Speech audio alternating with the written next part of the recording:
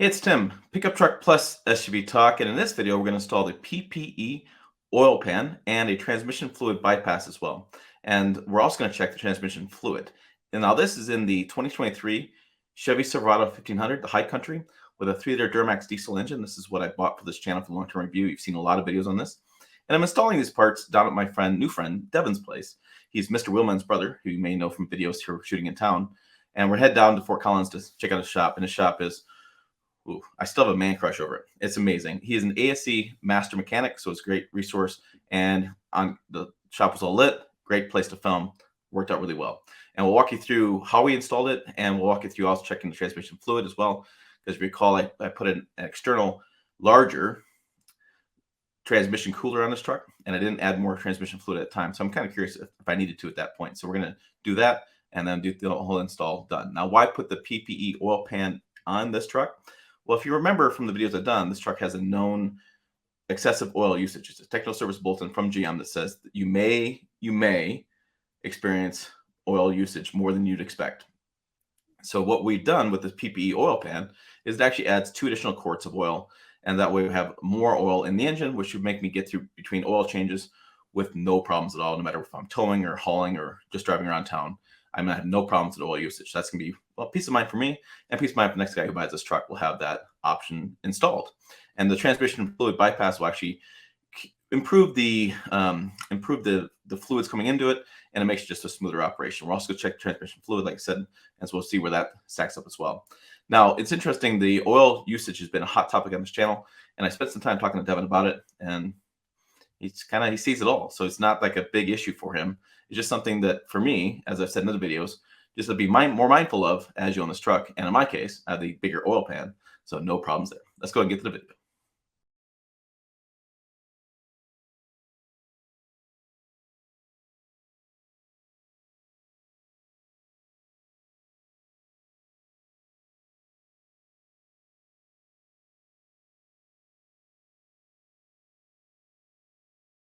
So our first key here is the oil pan is right up there. So what we're trying to do is move some stuff out of the way so we can actually see the full oil pan and get it out. So that is the stock oil pan right there he's working on. My new friend Devin, who's got this amazing shop. So it's, you know how it is in life. It's not what you know, it's who you know. And happy to know him. This is the PPE oil pan. They sent it to me. I didn't pay for it. They sent it to me. This is supposed to hold another quart of oil in there. We have some OW20 here I got from the dealership. That is the oil that goes in this engine. There's a lot of debate about OW20, 5W20. Put it down below in the comments. I'm using what the manufacturer recommends. That's what I got. So we have some instructions, not very much, talking about more about which ones you take off, which bolts you take off, how you torque them down, and then the oil pan. So that's our job today, is swapping those out. Okay, with the truck up in the air, we're going to start getting ready to do this oil pan swap. You may notice these red rags here. These red rags actually are helping hold the frame in place on the lift. Also a little lift style of cupped design for this lift. And Devin says these GM wax frames are slippery. Without the red rag, it could actually slide off the lift by itself. Okay, so that's a suspension cross member. We just took that off. It's sitting in a nice pile over here. Doctor, he's all set up. Can't make a joke about that. But we can see a little bit more oil pan. But this transfer case is not transfer case, but this front differential. That's going to be an issue there, right? Yeah, we're going to have to drop it a little bit. Okay, depending how we get over this cross member here. But it looks like we dropped that a little bit. Maybe secret sauce. Huh?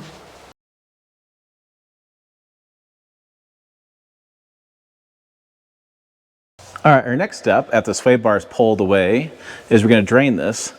Devin went down to find a container to put the oil in. I just said the oil change, so we want to save a lot of the oil and add the extra oil we have, because we're going to do more quarts of oil in this truck now with the oil pan.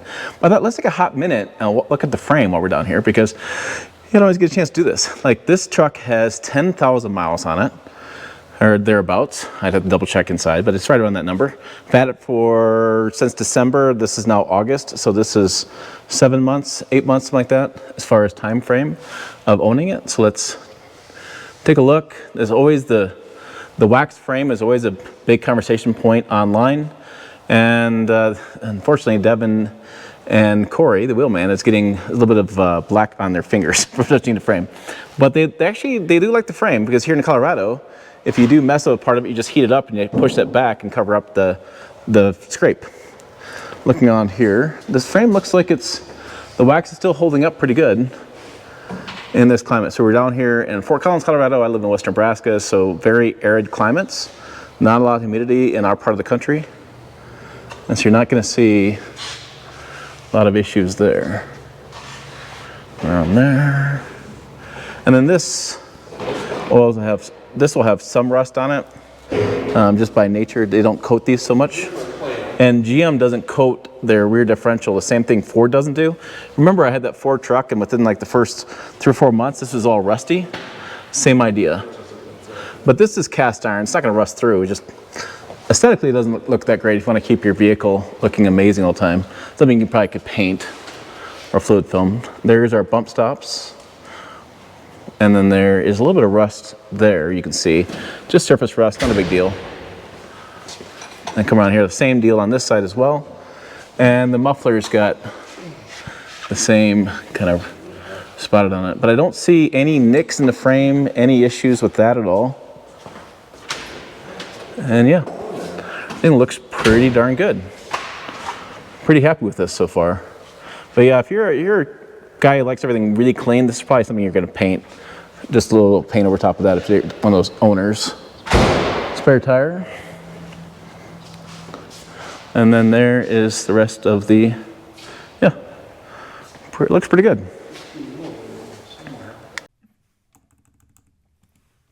Okay, so we'll drain the oil. I want to keep it. I just had the oil changed, and the oil is still good. And don't want to pour too much more money down the drain as far as new oil when I don't need to. And so we'll drain the oil, and then you'll see here in a second, we're going to go around and start taking these screws out, or the bolts out that hold the oil pan in place. It's not an easy process. These bolts are in places that are difficult to get to, and you have really specialized tools to get up there and get those bolts out. And so you see a lot of that kind of decisions getting bolts out. And then, you know, we didn't drop the front too much. We didn't drop the front differential completely out of the way, like take it out. And we didn't take out more parts just because we didn't want to, you know, more parts take out, more parts got put back in. And so luckily we had all the right specialized tools to get to all these different bolts in the weird locations they were at and be able to get the oil pan out of the way. But you may want to, if you're a dealership level, or if you're a dealership mechanic, or if you're doing it yourself, you may want to remove more parts than we did. It makes the job just that much easier to access all the bolts and get all the bolts out of the way and out so you can do the new oil pan. But fortunately for us, Devin has a massive Snap-on collection of tools, and he's got all sorts of different types of wrenches and things that we're able to get into spots that, well, you normally wouldn't get into. We do loosen the differential a little bit there, and you'll see us do some loosening other parts to get it out of the way, just because trying to get access to all these 23 different bolts.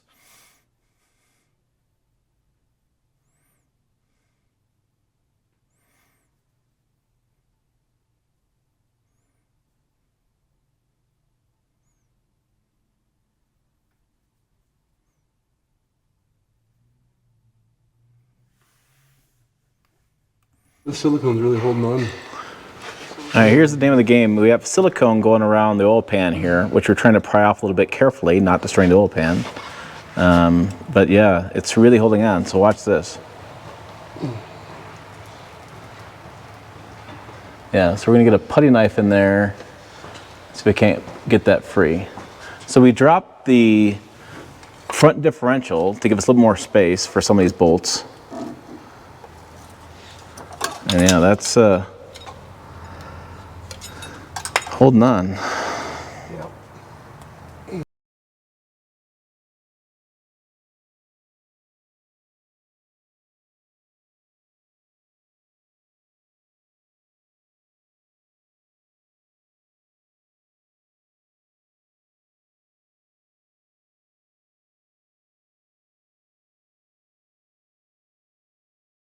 All right, here we go.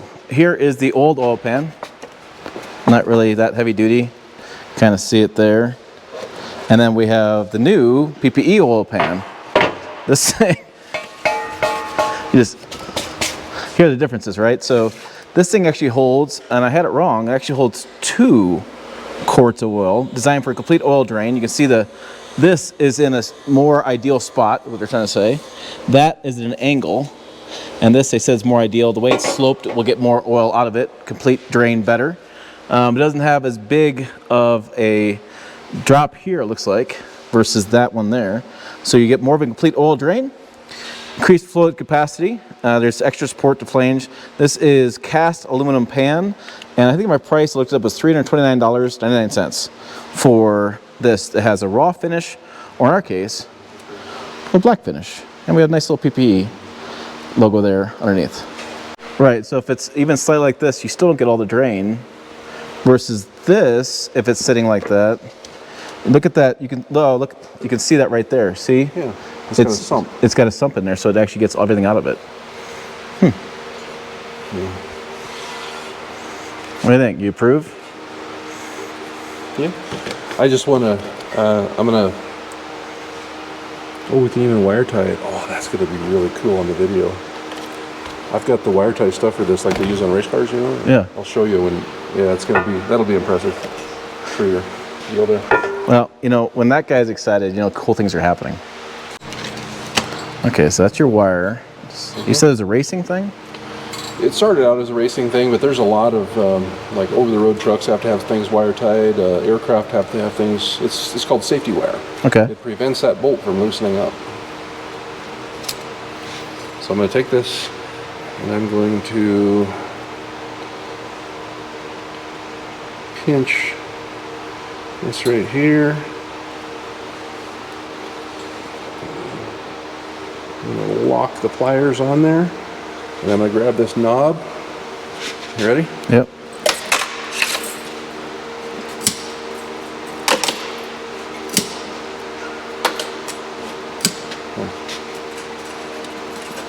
And release.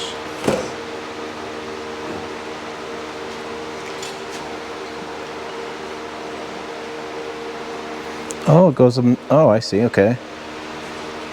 So they built this pan for this. For the app to do this. Yeah. That way it never comes loose. Except for when the next guy does the oil change. Yeah, I was going to say, what the next guy doesn't know how All to he do. has to do is cut the wire, yeah. So he's going to cut the wire, may not get it back on the same way. Well, if the next guy doesn't have one of these setups,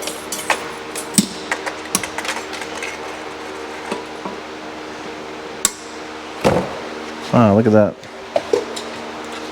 you just kind of Yeah, get out of the way. down there. And that drain plug safety wired. Just like aircraft, just like automotive racing, over-the-road DOT stuff. Not coming loose. Interesting. Plus it looks kind of cool. It does, it does. So I'm going to add about $4,000 to the sale price of this truck just because that's done. Okay, now the name of the game is to get this old silicone off of there. So we have a new seal with a new oil pan. And this is what they call the fun job. Yep. Big fun. See? Roll your sleeves. The wheelman's got a big smile on his face right now. He's very excited to be scraping this. Awesome. Okay, here's our next step. We're going to take silicone and put it in the pan. Now we have some nice grooves here for silicone to go into, right? And so we're going to put that all the way around, and then we're going to torque these down 8 to 10 foot-pounds of torque in a cross pattern, but we're not sure we can get a torque wrench in there, so we're going to use our experienced arm here to give us torque going down. But here the challenge is with this. So let me bring it over here. Is that this is still leaking a little bit in the bottom of the pan, and so in this oil pump filter screen's still leaking a little bit. So what we're going to do is we're going to dry it off best we can so we don't want oil going out of the side of the pan, and we're going to slide it in and then hold it in and then put the bolts on and get it in there as best we can. Now the reason we can't torque some of these down as well as we want to, or use a torque wrench, we don't know if we can get it in there to these little tight spots. So we're going to get it knowledgeably tight. We're going to use this guy's, Devin's got lots of years of experience as a mechanic. He knows how much torque it is, and so we can get these torque down as close as we can to 8 to 10 pound-feet of torque. But that's the plan. The plan is to do a little Mission Impossible, slide up there, put it in, bolt it in, and then we should be good to go. Okay, here's our finished product with the silicone all the way around, spreading all the corners, spreading all the parts That way we have a nice seal when we put it on. Okay, this footage is actually after lunch. We let it sit for a good hour, if not more, letting all the oil drain out of it, and that way the oil didn't come over the side and interfere with our silicone, making a good seal on this new oil pan. And you can start seeing those silver bolts, and again, there's a lot of them. Okay, we got the pan in, and here is the game. We have 23 of these bolts that go in, and they are hex drive bolts. And getting them around the corners to get up in there is but they're right tools. Right tools and right man for the job, which I think I have both this situation. So yeah, 23. Okay, with the pan back in place, we'll go ahead and tighten down all these different bolts and reconnect things that we took apart to get more access. That was a big project on this, was getting more access to some of these bolts, and you'll see we'll put stuff back together and really get those bolts in tight and rely on his experience on getting around these obstacles that are presented. Now you may decide to take off more parts and move more stuff out of the way, and it just comes down to the more you take off, the more you got to put back on, or the more you take off, the easier the job is. There's some pros and cons with the way that it is. All right, and then coming around the front here, we can see we're going to put this differential back to place and get everything back in to where it was and everything lined back up. And we did remove some of the strut a little bit to get more access. Again, just trying to get more access to everything in around this oil pan. And then we'll put the structure bar back into place as far as the cross member there and get that all tightened back up. And so, yeah, luckily, again, having the right people and the right tools makes a lot of difference. Okay, now we're taking the transmission fluid bypass valve out, and we'll replace that with a new one that has more flow to it, which should help with overall performance. The problem is those damn studs are so long.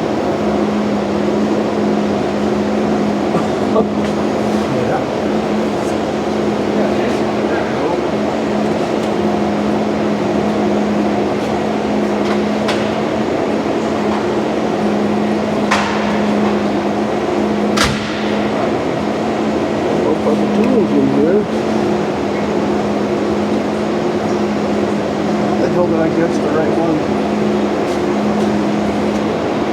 first time?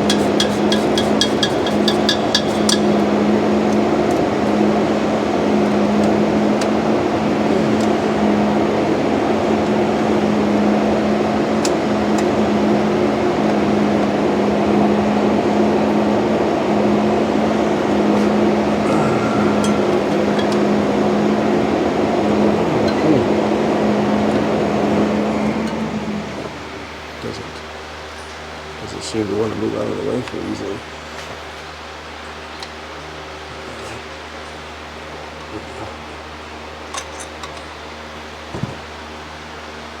Okay, so it is.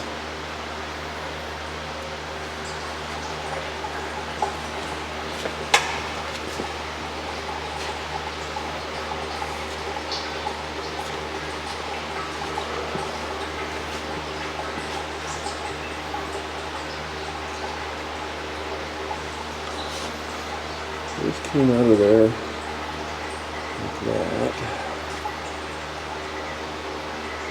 So it needs to go in like this, I believe. You say the PPE logo's got to be in the outside so you can see it. Plug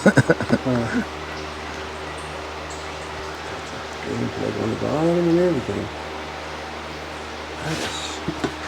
That's fancy now. It's fancy. Okay, quick note on that bypass valve. It's about $90, and what it does is increases the cooling capacity, and it's pretty easy to install, as you saw. And what that does is it says that the OEM part has restrictive internal passages, and then this has better fluid passages in it. So now we're going to add the oil that we took out, put it back in, and we're just talking about having the right oil in here. I can't remember this conversation actually. And I'll get in the truck here in a minute. I'll turn it on and turn it off. We'll just kind of let it run a little bit and see what kind of level we have, and make sure there's everything on the screen works. There's no Christmas tree lights on. Everything is reattached the way it should be.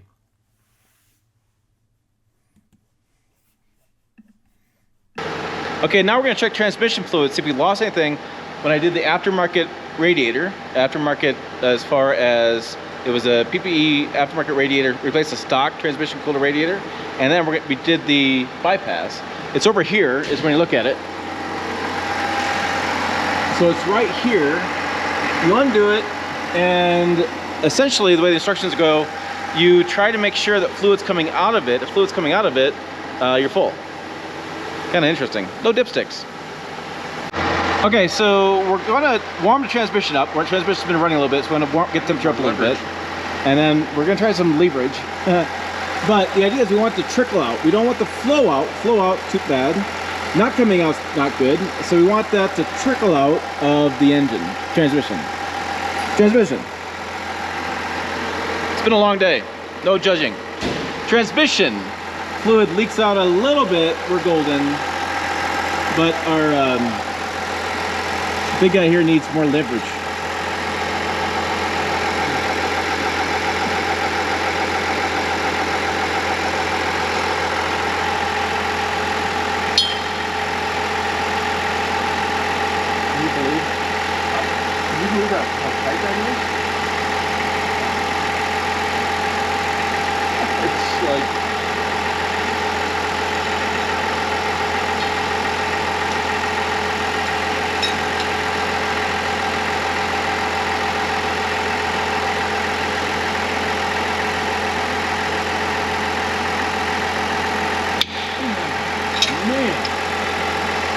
So that's factory tight, which means it's probably over tight. You were talking earlier about how you had the opportunity to talk with engineers. Yeah. I can tell you with 110% certainty that all of technicians across the country would have a thing or two to say to engineers. Oh, I'm sure. And if they were able to meet them in a dark alley, I don't know. There's lots of things that engineers do that really make technicians' life a living hell.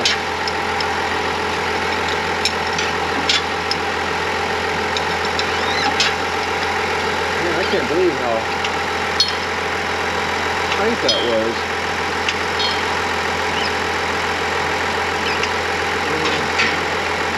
Huh?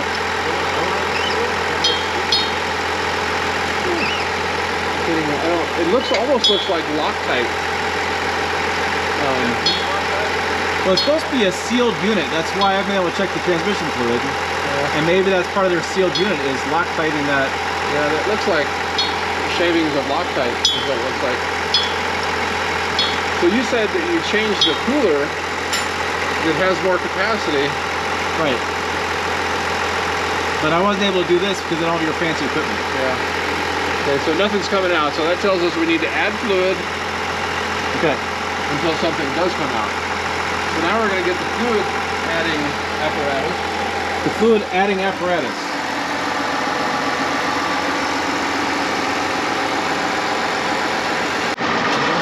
Now, so what's the deal here? So you got it on a tube system. You have what looks like a pump, like you would for like weed spray pump.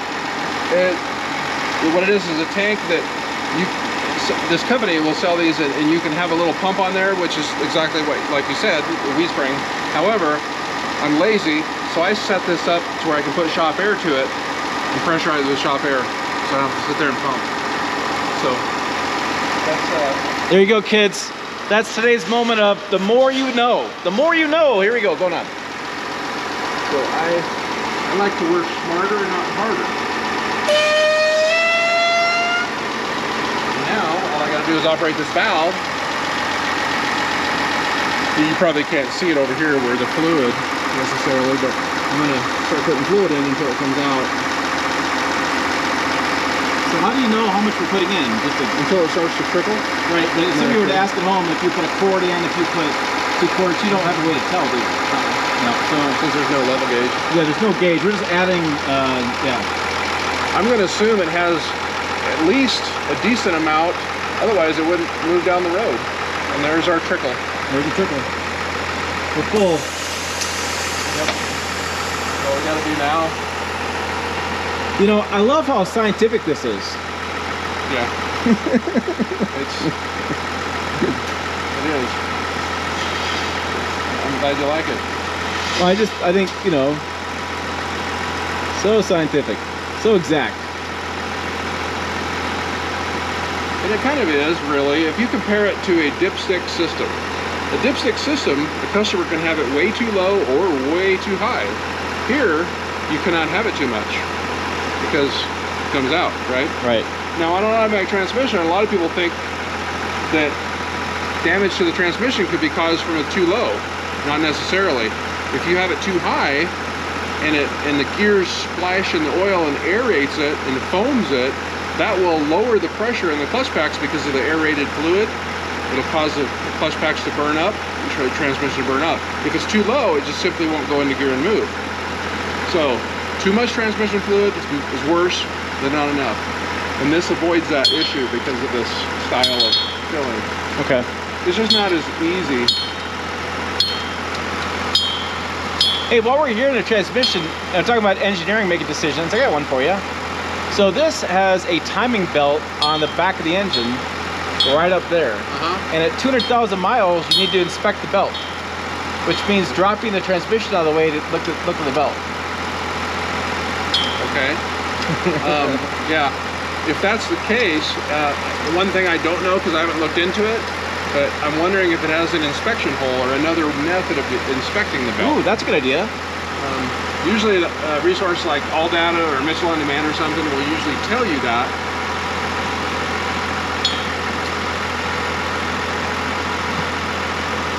So either an inspection hole. So I talked to the chief engineer about that, and he said you have to drop the transmission to inspect the belt. And because there was NVH issue, so noise in the cabin, they have a certain noise decibel rating for the cabin, and he couldn't go timing chain because it made too much noise. Couldn't go gears because it didn't fit in the engine bay. Had to go with a belt, and as a serpentine belt, you have to inspect. Yeah. And it's a dry serpentine belt? Actually, it's a wet belt. It goes Wet through, belt? yeah. That's real common nowadays, wet timing belts. More common, is it? Ford started using them in some cars back in the late teens. I don't remember which ones, but yeah, wet timing belts are starting to... Yeah, they say they actually last longer because the belt's lubricated, it's not dry, it's not cracking, it's not having those issues. Yep. And it's a particular material that doesn't get soft with oil like some rubbers would. Some rubber would. You know, so it has to be the right material. Yep. So do you think it's fair that people freaking out of line about this belt, that they won't buy the truck because of the way the belt is? Or do you think it's kind of like, well, it's 200,000 miles like I've said, which if you drive 10,000 miles a year, that's 20 years, you have to inspect the belt. Probably not a bad thing. Okay. Yeah. All right, what'd you guys think of that? Was that pretty easy to do? Weekend project? No, it was pretty extensive, and it was pretty interesting to go through all the processing and understanding and watching a master mechanic work and understand what he's thinking about as he deconstructs it and makes things fit, make sure we have a good oil pan that's going to last a long period of time. And what's really interesting about the job that was interesting talking to him about was, you know, in his world, he sees like 3 levels of mechanics, right? So you first get started at the shop and maybe you do some oil changes, maybe you do small jobs. The second level is like level B, and that guy, he maybe does alignments, he can do some more things. And then there's like type A, level A, like where Devin's at, and that guy does all these hard jobs. This is definitely a type A kind of mechanic job on this, and you're looking at probably 8 hours of work, and if your shop hours anywhere from $150 $200 an hour, somewhere in that range, you're looking at quite a bit of money to replace this oil pan. Now, good peace of mind, yes, I think it's worth it in my view, but keep in mind you're going to spend probably triple the cost, maybe even 4 times the cost of the oil pan for the labor to install it. Just keep that in mind. We have other videos on this channel as well. On this truck, I'm going to do alignment. Mr. Willman's going to have alignment, which is really interesting. I'll link to that video when that video goes live. and just a variety of other things happening in this truck. We have new bumpers, things going on, so stay tuned. Cool stuff's coming. So check out the videos over here, website down below as well, pickuptrucktalk.com. As always, thanks for watching. I will see you down the road.